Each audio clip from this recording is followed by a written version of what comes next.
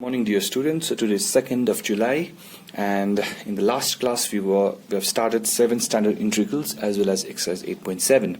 Okay, so we'll continue the 8.7 question number 3 part 1 in today's class. Before that, let me just quickly give the 7 standard integrals. I hope you people have written this formula and also learned it. Okay, so the first one is 1 by x square minus a square dx. 1 by x square minus a square dx. If this is this integral, then the formula for this is 1 by 2a log modulus x minus a divided by x plus a. But remember that the coefficient of x square has to be 1. Right? Similarly, if we have just the opposite of x square minus a square, it is a square minus x square. If this is the case, 1 by 2a remains as it is, log also remains same, but here it will be just the opposite. It was x minus a, here it will be a plus x divided by a minus x. Okay, so please verify the formulas. The third one is if we have a square root inside, square root of this expression a square minus x square, then it is sine inverse x by a plus c, and so on with number 4, number 5, number 6 and number 7. 6 and 7 are very similar. 6 and 7 are very similar. There's just a change of plus and minus sign. Number 4th, number 5th, please do learn the formulas properly. Okay, so pause the video, learn and write the formulas, and now we start with exercise 8.7 question number 3 part 1. Okay, alright, question number 3 part 1 is to the second. Question number 3 part 1 is integrate 1 by x root over 9x square minus 16. So we have root over 9x square minus 16 and I have 1 by x. If you look at this integral properly, it is matching with integral number 5, isn't it not? Integral 5 is this. See, 1 by x root over x square minus a square. The formula for this is 1 by a sec inverse x by a plus c. Okay, so when you are doing this, please write this in a piece of a paper and then keep it inside so that it will be useful for you to use the formula. Okay, so I have 1 by x, I have 1 by x, but here I have 9x square. I don't have x square. According to formula, it has to be x square. Okay, so what do I do is I can take 9 common. So the first step will be taking 9 common within the square root. So x root over, I'll take 9 common. So I have x square minus 16 by 9. Okay, no doubt 16 by 9 is a perfect square, 4 by 3 whole square. Okay, but what will I do with this root 9? See, root 9 comes outside and it becomes 3. Root over 9 is 3. Okay, so next step is integration 1 by 3x root over x square minus 4 by 3 whole square. 3 is a constant, so 1 by 3 will be outside of integration, and then I have integration. I hope you're clear with this step. Second step is to take 9 common. Take 9 common, so therefore 9, if I take common, it will be x square minus 16 by 9. 16 by 9 is a perfect square, 4 by 3 whole square.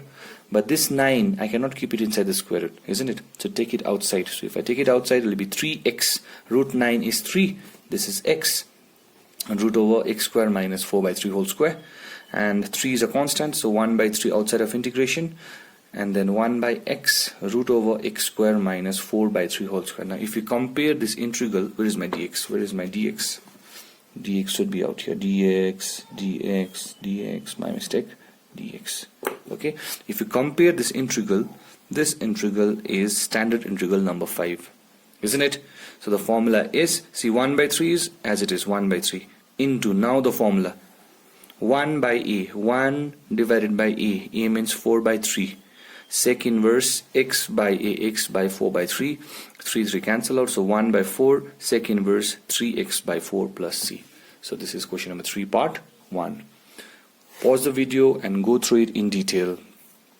And if you check question number 3 part 2, 4 part 1 and 4 part 2, similar type of questions you'll get. Even 5 part 1 is also similar, but I've taken 5 part 1 out here. Okay, so question number 5 part 1. Integration dx by 15 minus 8x square. 15 is not a perfect square, 8 is also not a perfect square.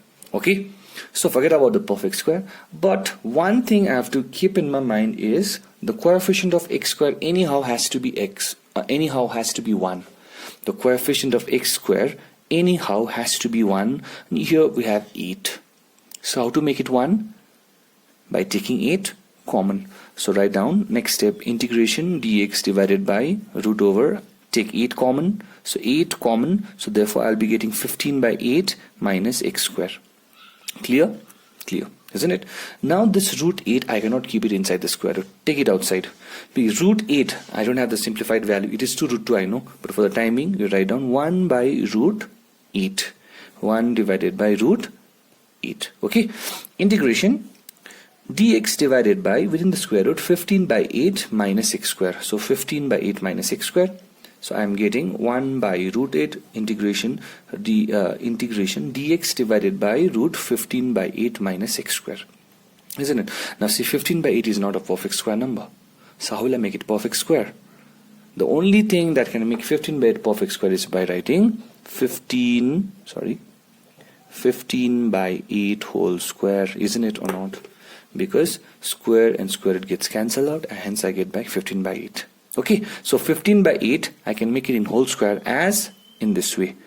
So integration root 15 by 8 whole square minus x square. I hope you're clear with this. Square root gets cancelled out, I get 15 by 8. Okay, on doing so, it is in the form of which integral? You guess, root over a square minus x square, isn't it or not? I don't know which number it is, but it is root over a square minus x square, and the formula for this is sine inverse x by a. So 1 by root 8 as it is, sine inverse x by a. I hope there is simplified form in the answer. You can simplify this. Okay, so pause the video, go in detail, and then we move to the next sum. Alright, the next sum I have taken out here is question number 6 part 1, which is ISC 2015. Right? Question number 6 part 1, integration 2y square divided by y square plus 4 into dy. 2y square. Right? So we have integration 2y square divided by y square plus 4 into dy, and we need to integrate. Okay, so the first thing you'll do is you'll take 2 outside, which is a constant. So take out a 2 outside, we get y square divided by y square plus 4 dy. Okay, and now please do listen properly now. Okay, whenever we have a numerator and denominator like this, okay, numerator is given to us, denominator is given to us, please look at the powers first. If the powers in the numerator and denominators are equal, I'm telling you, if the power of the variable in the numerator and in denominator they are equal, then I can make the numerator as the denominator. 3 things will be there. Power in the numerator, denominator equal. Either power in the numerator is greater than the power in the denominator. Either power in the numerator is less than the power in the denominator. So I'm telling step by step, one by one. If the power in the numerator and the power in the denominator they are equal, if they are equal, then we make the numerator as the denominator. Am I clear?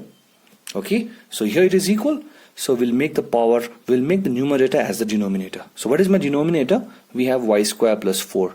So I have to make y square plus 4 somehow out here. And how will I do? By adding 4 and subtracting 4, which is this step. I hope you're getting. So we are making the numerator as denominator because the powers are equal. So hence, how will I do? Y square plus 4, write y square plus 4 and minus 4, because plus 4 and minus 4 gets cancelled out and we get back y square. Okay, but after doing this, the advantage of this writing plus 4 and minus 4 is that I can separate it now. Okay, I can keep y square plus 4 as one term, minus 4 as the second term, which is this. So the third step will be integration y square plus 4 minus 4. And now you split it term by term. Split it term by term means integration this by this dy minus integration 4 by this dy, which is this step. Okay, and now you can clearly see out here y square plus 4, y square plus 4 gets cancel out. So 2 is already there, box bracket, integration dy minus 4 is the constant, integration dy divided by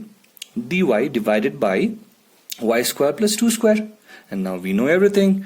This is in standard integral of x square plus a square, isn't it? Which is 1 by a tan inverse x by a. Please refer to the 7 standard integrals. Integration dy minus 4 into 1 by a, which is 2 out here, tan inverse x by a, which is y by 2, right? Plus c. Cancel it out, or you can even multiply. So if you simplify it, this will be 2y, 2 gets cancelled out, 4 tan inverse y by 2 plus c. So pause the video and note it down.